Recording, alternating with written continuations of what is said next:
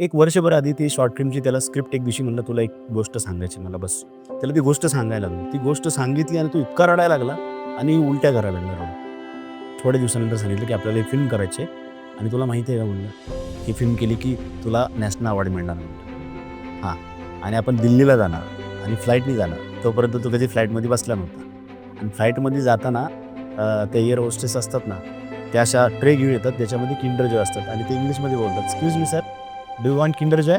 Congratulations, in the last account best child, and we are very happy to hear that. All the best. I would like to meet you with this. We have something for you. Please enjoy. स्वप्न पूर्ण होतात, फक्त ती बघावी लागतात उघड्या डोळ्यांनी आणि ध्येय वेड होऊन पळावं लागतं त्यांच्या मागे.